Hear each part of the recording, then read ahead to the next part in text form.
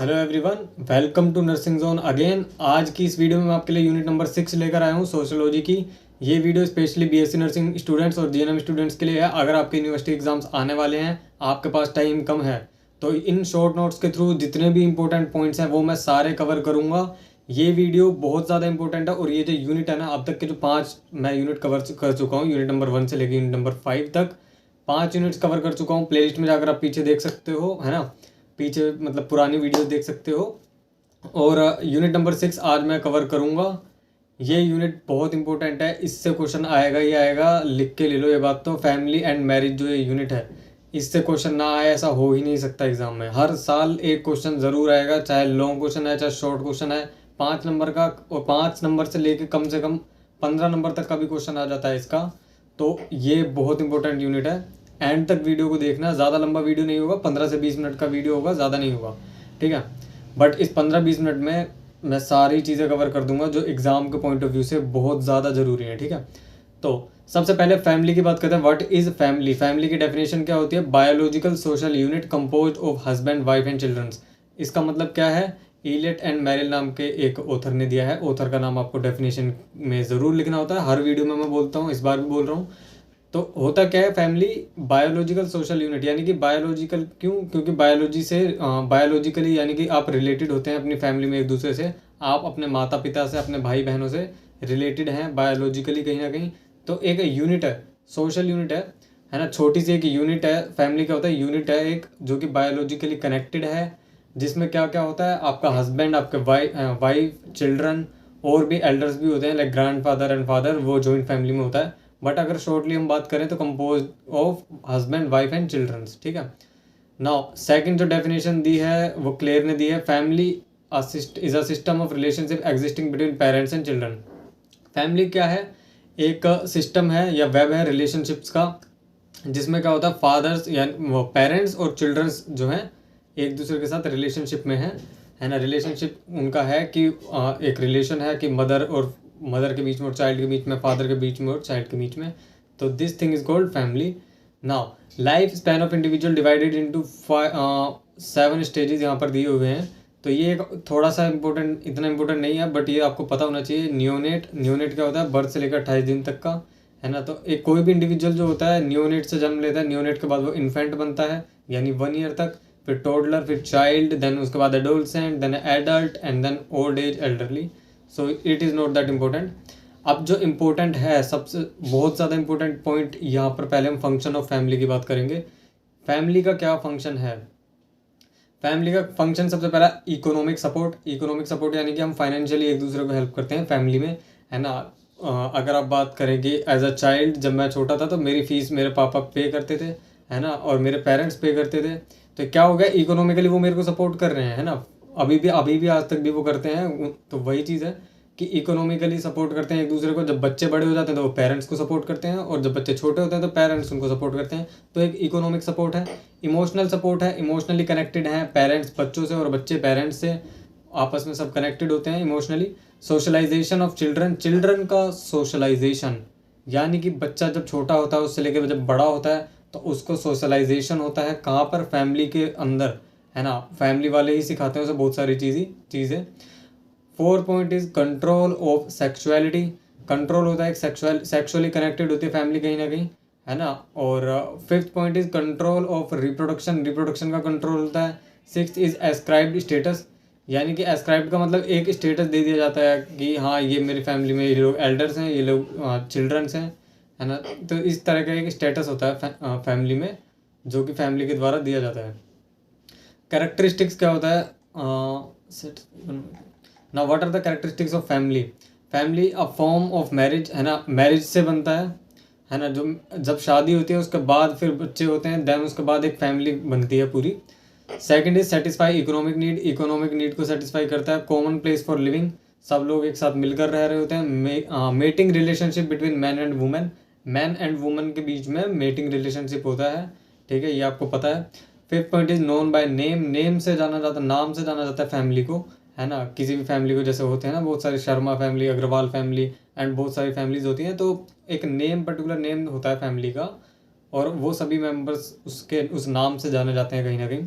Sixth is satisfaction of sexual needs. Yes, family के through sexual needs पूरे होते हैं, राइट। जब आप अपने पार्टनर के साथ like when you get married then sexual needs आपके फुलफिल होते हैं as in the form of marriage. Seventh point is protection.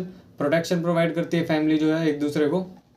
Now types of family, ये बहुत इंपॉर्टेंट पॉइंट है। फैमिली जो पूरा टॉपिक है ना, फैमिली बहुत ज़्यादा इंपॉर्टेंट है। फैमिली का आपको फंक्शंस पूछ सकता है, टाइप्स ऑफ फैमिली, इसके बाद हम मैरिज की बात करेंगे, वो भी बहुत इंपॉर्टेंट है। ये पूरी यूनिट बहुत इंपॉर्टेंट है।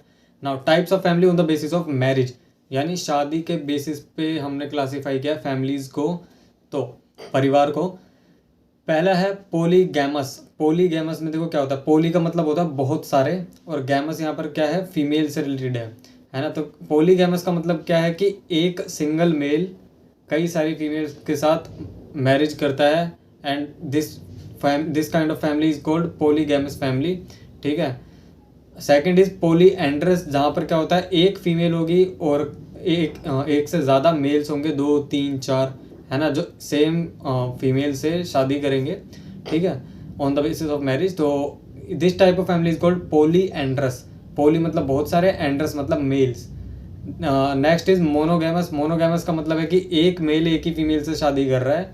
This thing is very common, ये बहुत नॉर्मल चीज़ है। एक आदमी दूसरे जो फीमेल है उससे शादी कर रहा है, और सिंगल सिंगल है, लाइक कोई 2 लोग एक साथ शादी नहीं कर रहे। This is called monogamous. Now second is on the basis of ancestry और डिसेंट। इसका मतलब क्या है कि आपके एंसेस्टर्स के बेसिस पर आपको क्लासीफाई किया जाए तो मैट्रिलिनियल फैमिली, यानी कि जो कि माता से रिलेटेड होती है, आपकी मदर से रिलेटेड होती है। पैट्रिलिनियल फैमिली, जहाँ पर क्या होता है कि आपके फादर की जो एंसेस्ट्री चली आ रही है उसे हम कहते हैं patrilineal family. Next is basis of nature of relations among members. तो conjugal family which consist of adult members among their existing sexual relationship, and consanguineous marriage which consist of members जो है, ठीक है। This is not that important, ये हम नहीं पढ़ेंगे। But जो सबसे ज़्यादा इंपॉर्टेंट यहाँ पर है fourth one, based on size and structure. ये आपसे ज़रूर पूछा जाएगा एग्जाम में। देखो ये पॉइंट बहुत अभी मैं एक्सप्लेन करूँगा डिटेल में, ठीक है। तो इसमें जो क्लासिफिकेशन हुआ है वो है न्यूक्लियर, जॉइंट और एक्सटेंडेड। 3 टाइप की फैमिलीज यहाँ पर बताई गई हैं on the basis of size and structure, ठीक है। सबसे पहले बात करते हैं न्यूक्लियर फैमिली के बारे में। What is nuclear family?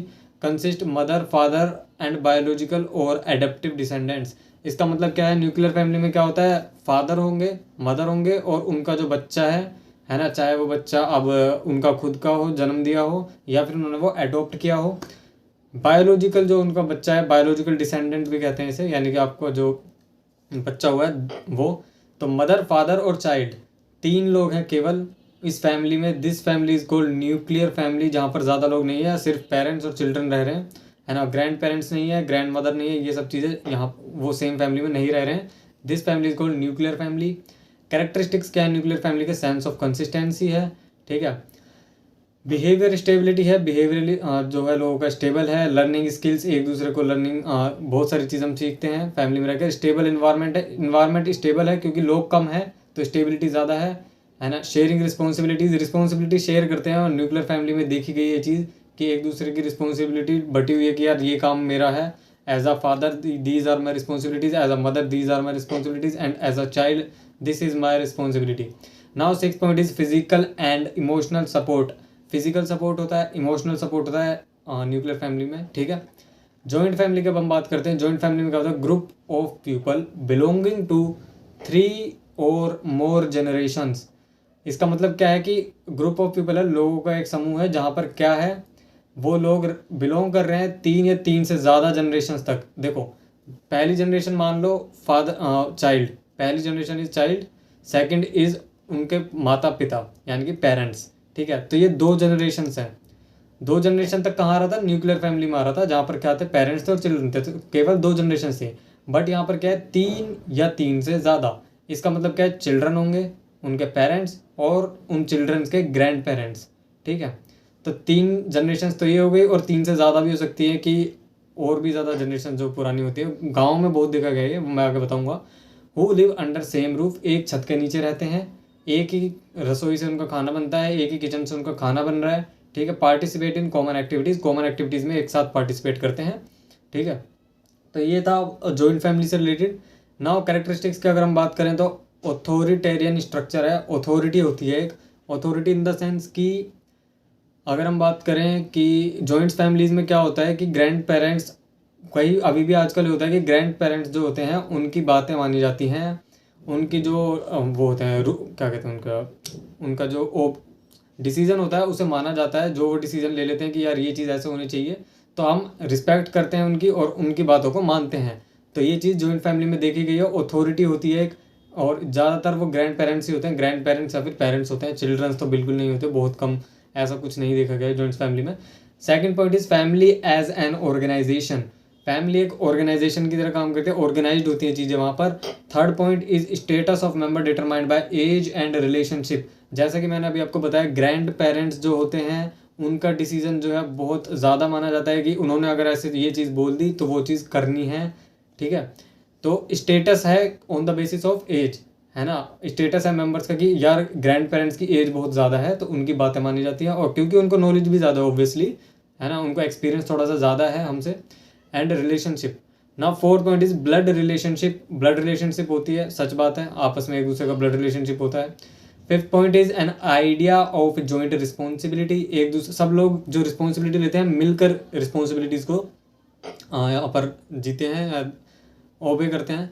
Sixth point is equal attention to all members, सभी मेंबर्स पे इक्वल अटेंशन दिया जाता है।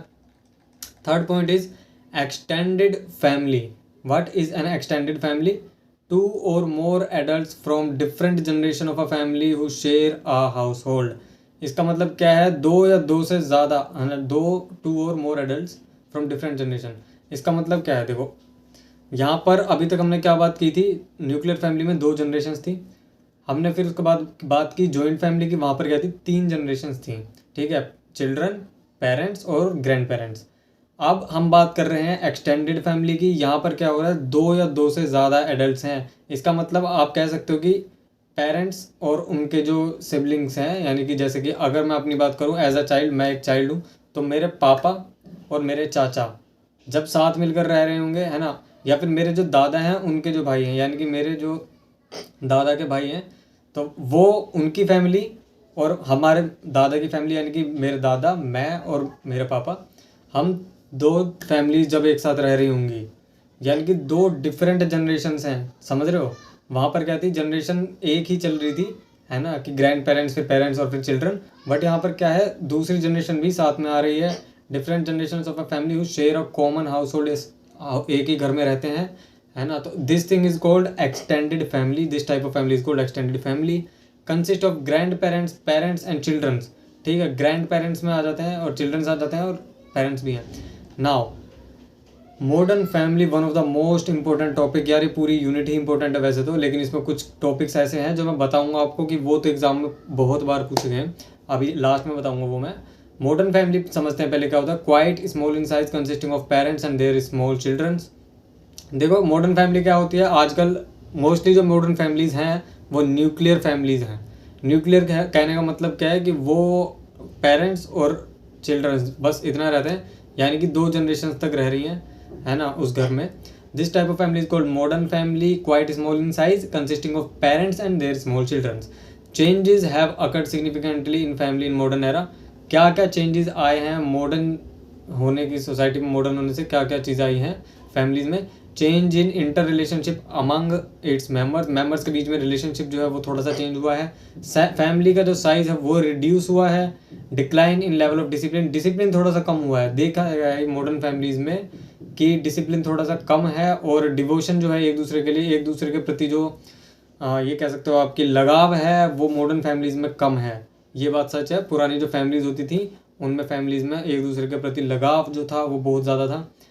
Fourth point is इनएडिक्वेट care of children, children की केयर अच्छे से कई बार नहीं कर पाते हैं मॉडर्न फैमिलीज़ में लोग, क्योंकि जॉब ज़्यादा हो रही है, जॉब करना और ये अपना करियर, इन सब चीज़ों पे ध्यान देने की वजह से कई बार होता है कि चिल्ड्रन पे लोग ध्यान नहीं दे पाते हैं। Fifth point is selection of marital partners, marital partner यानी कि शादी के लिए अपना पार्टनर ढूंढने का सिलेक्शन खुद का हो जाता है एक तरीके से, मॉडर्न फैमिलीज़ में ये चीज़ देखी गई है, ठीक है। तो हाँ, six point is kinship ties, है ना, नॉट सो स्ट्रॉन्ग, यानी कि जो टाइज हैं, जो रिलेशनशिप्स हैं, वो इतने स्ट्रॉन्ग नहीं रहे हैं आजकल की मॉडर्न फैमिलीज़ में। ये आपको पता होगा अच्छे से। 7th point is reduction in family functions. Family functions में बहुत रिडक्शन हो गया, कम हो गए हैं फैमिली फंक्शंस। पहले बहुत ज़्यादा होते थे बट मॉडर्न फैमिलीज़ में कम होते हैं। नाउ जो इम्पोर्टेंट चीज़ है यहाँ पर वो है मॉडर्न फैमिली के अंदर क्या प्रॉब्लम्स आते हैं, यानी कि प्रॉब्लम्स इन मॉडर्न फैमिली। ठीक है, पहला लैक ऑफ इंटरेस्ट। इंटरेस्ट नहीं दिखाते एक दूसरे की ज़िंदगी में, ज़्यादा जानते नहीं एक दूसरे के बारे में भी होता है ऐसा मॉडर्न फैमिलीज़ में आजकल। ठीक है, बातचीत कम होती है, लोग टाइम नहीं दे पाते हैं। इनस्टेबिलिटी, स्टेबल नहीं है इतना ज़्यादा। 3rd point is economic imbalance. Economic imbalance हो जाता है। 4th point is changes the relationship between man and women. Man और वुमेन के बीच में जो रिलेशनशिप्स है उसमें बहुत सारे चेंजेस आए हैं जो पहले हुआ करती थी उनसे। 5th point is abused parents. Parents जो है अब्यूज्ड हो गए हैं, है ना, आजकल मॉडर्न फैमिलीज में ज़्यादा देखा गया है। 6th पॉइंट इज अल्कोहलिक और ड्रग एडिक्ट पेरेंट्स। इसका मतलब ये है कि अल्कोहलिक हो गए पेरेंट्स, देखा जाए तो आजकल। तो नॉट जस्ट पेरेंट्स, चिल्ड्रंस भी हैं, ऐसी बात नहीं है। मॉडर्न फैमिलीज़ के जो मेंबर्स हैं बेसिकली अल्कोहलिक हो गए हैं, एडिक्टेड हो गए हैं। ठीक है, चीज़ हो गए। Now marriage and family related problems in India, है ना, शादी और फैमिली से रिलेटेड क्या क्या प्रॉब्लम्स हैं। Unequal status of woman. पहली चीज़, इंडियन सोसाइटी में वुमन को इक्वल स्टेटस आज भी नहीं दिया जाता है, सच बात है ये। आप मॉडर्न फैमिलीज़ में भी देखो तो बहुत सी जगह पर नहीं दिया जाता है। सती प्रथा होती थी पहले, वो आजकल ख़त्म होती जा रही है धीरे धीरे जैसा मॉडर्नाइजेशन होता जा रहा है, बट आज भी एग्जिस्ट करती है। पर्दा सिस्टम, है ना, पर्दा घूंघट में रहना, पर्दा ढक के रहना, तो ये अपने एल्डर से या अपनी फैमिली में जहाँ भी आप जाओ तो ये क्या है, ये अनइक्वल स्टेटस को दर्शाता है कहीं ना कहीं। ठीक है। Second is dowry system. Dowry system यानी कि दहेज प्रथा। दहेज प्रथा जो थी अब तो ख़त्म होती जा रही है, शहरों में तो बहुत कम हो गई है बट अभी भी एग्जिस्ट करती है। ठीक है, ऐसा नहीं है पूरी तरह ख़त्म हो, और गाँव में तो अभी भी बहुत ज़्यादा है, चलती हैं चीज़ें। डायरेक्टली लोग नहीं बोलते कि हमें दहेज दे दो, ये कहते हैं कि ये तो लड़कियों की खुशियाँ हम दे रहे हैं, या थोड़ा सा बोलने का तरीका चेंज कर दिया है, बट डाउरी सिस्टम अभी एग्जिस्ट करता है। ठीक है। Process where parental property is distributed to daughter at her marriage. यानी डोरी सिस्टम क्या होता है, जहाँ पर पिता की या फिर आप नॉट जस्ट पिता की, पेरेंट्स की, है ना, जो वो प्रॉपर्टी जो है, प्रॉपर्टी या फिर जो पैसा आप कह सकते हो, वो दे दिया जाता है शादी के दौरान, है ना, rather than at holder's death. ठीक है। नाउ एंटी डाउरी लॉज जो है एग्जिस्ट करते हैं। Brides treatment and married home is, this is not that important. जो यहाँ पे इंपॉर्टेंट चीज, दो मेन पॉइंट्स मैंने कवर किए। अनइक्वल स्टेटस है, अनइक्वल स्टेटस को आप एक्सप्लेन कर सकते हो सती प्रथा में, पर्दा सिस्टम में, और बहुत सारे सिस्टम्स हैं जो आज भी फॉलो किए जाते हैं, अनइक्वल स्टेटस मिलता है वुमेन्स को। सेकंड इज डाउरी सिस्टम, जो शादी से रिलेटेड, फैमिली से रिलेटेड प्रॉब्लम है। ठीक है। फैमिली से रिलेटेड प्रॉब्लम में आप एक चीज़ और लिख सकते हो, डाइवोर्स रेट जो है इंक्रीज हो गया है। जब से मॉडर्न सोसाइटीज़ की अगर हम बात करें तो डाइवोर्स रेट बढ़ता जा रहा है। अगर हम बात करें डेवलप्ड कंट्रीज जैसे कि अमेरिका हो गया, वहाँ पर जो डाइवोर्स रेट है बहुत ज़्यादा हाई है। ठीक है। तो एक म्यूचुअल अंडरस्टैंडिंग जो होती थी पहले लोगों में, वो अब कम होती जा रही है कहीं ना कहीं देखा जाए तो। ठीक है। नाउ रिफॉर्म मूवमेंट्स, ये पढ़ने की ज़रूरत नहीं है, इतना ज़्यादा कोई नहीं पूछता। ठीक है। मैरिज सिस्टम की बात करते हैं तो मैरिज क्या होता है, relationship between a man and women who are permitted to have children. तो मैरिज की अगर डेफिनेशन की अगर आप बात करो तो ये रिलेशनशिप होता है एक आदमी और एक औरत के बीच में, जिसमें जो वो लोग फिर शादी के बाद क्या होता है, परमिटेड उनको एक बच्चा करने का एक हक हो जाता है। देखो लॉज के अकॉर्डिंग तो शादी से पहले भी आप बच्चा कर सकते हो, कोई प्रॉब्लम नहीं है, बट जो सोसाइटी में सोसाइटी के कुछ नॉर्म्स होते हैं, सोसाइटी के हिसाब से और चीज़ों को देखते हुए जो बच्चा करने की जो वो शादी के बाद ही ये चीज़ मानी जाती है कि शादी के बाद बच्चा करना ही सही है। तो मैरिज सिस्टम, मैरिज क्या होता है, रिलेशनशिप होती है जहाँ पर आदमी और औरत के बीच में एक रिलेशनशिप होता है और उसके through they are permitted to have a child. Then Lowie करके कोई है उधर, पता नहीं क्या नाम है ना, लोई है, LOWIE। Relatively permanent bond between permissible mates, note that important. जो ऊपर वाली डेफिनेशन है वही याद रखना, नीचे वाली तो बहुत अजीब सी है, उसे पढ़ने की जरूरत नहीं है। टाइप्स ऑफ मैरिज, यार जिन लोगों ने वीडियो स्किप कर दी ना, उन लोगों ने बहुत इंपॉर्टेंट टॉपिक अभी छोड़ दिया है। टाइप्स ऑफ मैरिज, ये ज़रूर देखना है आपको। ठीक है। पहला पॉली एंड्री। पॉली एंड्री में क्या होगा, पॉली का मतलब क्या है, मैंने अभी स्टार्टिंग में ही बताया था। पॉली का मतलब बहुत सारे, एंड्री का मतलब यहाँ पर है मेल से। तो यहाँ पर क्या होगा, इस टाइप की जो मैरिज होती है इसमें क्या होता है, एक औरत यानी कि एक वुमेन कई सारे मैन के साथ शादी करेगी, this thing is called polyandry marriage. ठीक है, अब ये भी दो तरह की होती है, फ्रेटर्नल पॉलीएंड्री और नॉन फ्रेटर्नल पॉलीएंड्री। ठीक है, अब ये हम बात नहीं करेंगे, है ना, इतना कुछ ज़्यादा डिटेल में जाने की जरूरत नहीं है, लेकिन पॉलीएंड्री आपको पता होना चाहिए। Second is polygyny. पॉली मैंने अभी बताया बहुत सारे, और गाइनी मतलब कि मोर देन वन वुमन, यानी कि एक आदमी दो या दो से ज़्यादा औरतों से शादी करता है, तो इस टाइप की जो मैरिज होती है उसे पॉलीगाइनी कहते हैं, है ना। इसके कुछ एडवांटेज भी हैं, डिसएडवांटेज भी है, वो आप देख सकते हो कि check on prostitution, impact on health, jealousy among members. तो ये डिसएडवांटेज थे कुछ, तो ये इतना कुछ नहीं पूछता है। डेफिनेशन आपसे ज़रूर पूछेगा, और डेफिनेशन आपको पता होनी ही चाहिए टाइप्स ऑफ मैरिज में। दो टाइप की मैरिज बता दी, पॉलीएंड्री पॉलीगाइनी, है ना। अब बात करते हैं मोनोगैमी। मोनो मतलब एक, गैमी मतलब कि वुमन। क्या होगा, एक आदमी एक ही औरत से शादी करेगा, तो ये हो गया मोनोगैमी। ठीक है, इसका एडवांटेज मैंने लिखा हुआ है कि प्रॉपर अटेंशन मिल पाता है, एक दूसरे को दे पाते हैं प्रॉपर अटेंशन। डिसएडवांटेज ये है कि एक्स्ट्रा मैरिटल रिलेशंस रखने के चांसेस जो है वो बढ़ जाते हैं। Now, fourth point is companionate marriage on the basis of understanding that marriage can be dissolved by mutual consent as long as there is no children, है ना। तो ये क्या है, कंपेनियनेट मैरिज का मतलब है कि एक म्यूचुअल अंडरस्टैंडिंग है पार्टनर्स के बीच में कि जब तक वो साथ हैं तब तक रहेंगे, और जब तक वो चाहते हैं तब तक वो साथ रहेंगे, एक म्यूचुअल कंसेंट एक दूसरे का, और जब तक कोई चिल्ड्रन नहीं है तब तक वो साथ हैं। तो ये कंपेनियनेट मैरिज है। तो ये थोड़ी सी कॉम्प्लिकेटेड है, बट इतना ज़्यादा ज़रूरी नहीं है, आप छोड़ भी दोगे इसको तो कोई दिक्कत नहीं है। एक्सोगैमी और एंडोगैमी, यार ये तो पता ही होना चाहिए। एक्सोगैमी में क्या है, एक्सो मतलब बाहर, और गैमी मतलब शादी से रिलेटेड है। तो man seek a wife out of his own clan. देखो इंडिया में क्या होता है, कास्ट सिस्टम है, कास्ट के बेसिस पे शादी होती है ना। वैसे तो इंटर कास्ट मैरिजेस भी होती हैं, एग्जिस्ट करती है, इंटर रिलीजन भी होती है अकॉर्डिंग टू लॉज, बट जो नॉर्मली देखा गया है लोग अपनी ही कास्ट में शादी करना प्रेफर करते हैं, है ना। अरेंज मैरिजेस जो मोस्टली होती है वो तो सारी यही होती हैं कि लोग अपनी ही कास्ट में शादी करते हैं, अपने रिलीजन में शादी करते हैं। तो एक्सोगैमी, तो कास्ट और क्लैन एक ही वर्ड है कहीं ना कहीं देखा जाए तो। एक्सोगैमी का मतलब है कि जो मैन है वो क्या करेगा, अपनी क्लैन या अपनी कास्ट से अलग किसी और कास्ट की लड़की से, अलग क्लैन की लड़की से, अलग रिलीजन की लड़की से शादी करता है। तो this thing is called exogamy. ठीक है, अब इसके जो टाइप्स हैं, गोत्रा, एक्सोगैमी, प्रवर, ये सब ये पढ़ने की जरूरत नहीं है, सिर्फ डेफिनेशन याद रख लो। एंडोगैमी क्या होता है, एंडो मतलब विद इन द क्लैन। ठीक है, एंडो मतलब अंदर, यानी performed within same class और caste of the first partner. इसका मतलब ये कि अपना जो तुम्हारा पार्टनर है वो तुम्हारे ही कास्ट से बिलोंग करता होगा, तुम्हारी क्लैन, तुम्हारे रिलीजन से बिलोंग करता होगा। This type of marriage is called endogamy. ठीक है, नाउ एंडोगैमी क्या होता है कि एक्सोगैमी मोस्टली जो है लव मैरिजेज में होता है ना, जो लव मैरिजेज होती हैं उनमें होता है। नाउ अब हम बात करते हैं यार problems related to marriage.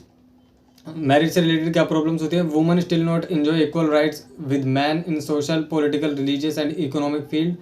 Man जो है, वुमन जो है, आज भी देखा जाए तो इक्वल राइट्स नहीं मिले हुए हैं सोशली, पॉलिटिकली, है ना। Problems related to marriage, marriage से रिलेटेड प्रॉब्लम्स हैं, वो मैंने ऊपर भी बताया था। फैमिलीज से रिलेटेड, देखो फैमिलीज से रिलेटेड जो प्रॉब्लम्स है और जो मैरिज से रिलेटेड प्रॉब्लम्स है कहीं ना कहीं आपस में कनेक्टेड है, आप देखो तो।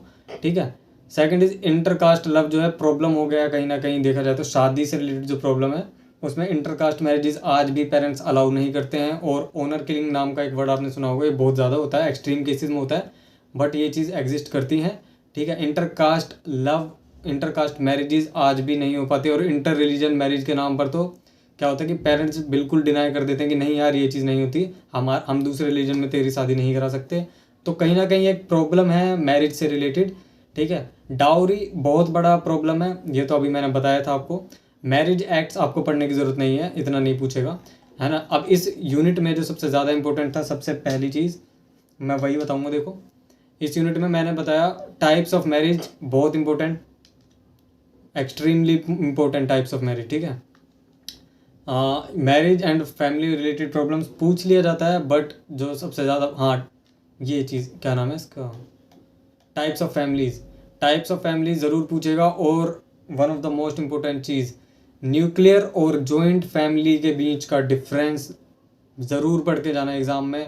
न्यूक्लियर फैमिली और जॉइंट फैमिली के बीच का डिफरेंस क्या होता है ना कहीं बहुत सारे पॉइंट्स हैं, बुक में भी आप देख सकते हैं यार। ये कम से कम आपको 8-9 पॉइंट्स पता होने चाहिए न्यूक्लियर फैमिली और जॉइंट फैमिली के बीच के जो डिफरेंस है उसमें, ठीक है। इतना आप करके जाओ न्यूक्लियर और जॉइंट फैमिली में। और मॉडर्न फैमिलीज, हाँ मॉडर्न फैमिली से रिलेटेड क्या आता है, प्रॉब्लम्स इन मॉडर्न फैमिली, ये बहुत बार पूछा जाता है एग्जाम में, है ना। मेरे भी एग्जाम में आया था modern problems related in to modern families, ठीक है। तो इस वीडियो में इतना ही। अगले वीडियो में मैं आपको यूनिट नंबर 7 पढ़ाऊंगा, सोशल स्ट्रेटिफिकेशन। सोशल स्ट्रेटिफिकेशन से पहले यूनिट नंबर 6 हमने कंप्लीट कर दिया इस वीडियो में। आई होप आपको वीडियो बहुत ज़्यादा अच्छी लगी होगी, हेल्पफुल लगी होगी। अगर लगी तो प्लीज़ कमेंट करके बताना कैसी है कैसी नहीं है, अपने फीडबैक देना। और पुरानी वीडियोस अगर नहीं देखे हैं तो 5 वीडियोस मैं अब तक अपलोड कर चुका हूँ। उन 5 में मैंने इंपॉर्टेंट टॉपिक्स बताए थे, इसके बता दिए हैं। तो वो वीडियोस आप प्लेलिस्ट में जाकर चेक कर सकते हैं। यूनिट नंबर 7 जब आएगी तो उसके लिए बेल आइकन दबा लो, सब्सक्राइब कर लो चैनल को। मिलते हैं अगले वीडियो में।